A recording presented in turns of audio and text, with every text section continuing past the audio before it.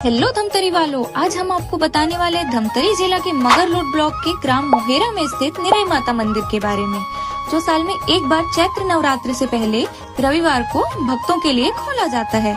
निरई माता मंदिर में सिंदूर, सुहाग, श्रृंगार, कुमकुम, गुलाल, बंधन नहीं चढ़ाया जाता, बल्कि नारियल और अगरबत्ती से माता को प्रसन्न किया जाता है। कहते हैं निरई माता मंदिर में हर साल चैत्र नवरात्र के दौरान अपने आप ही ज्योति प्रज्वलित होती है। यह चमत्कार कैसे होता है, यह आज तक पहेली बना हुआ है।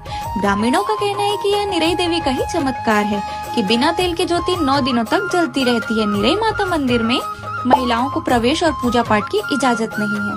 यहाँ सिर्फ पुरुष ही पूजा पाठ की रीतियों को निभाते हैं। यह मंदिर ग्राम मोहेरा के पहाड़ों में स्थित है, जो कि धमतरी से 76 किलोमीटर की दूरी पर स्थित है। तो इस नवरात्रि माता के दर्शन करने जरूर जाएं।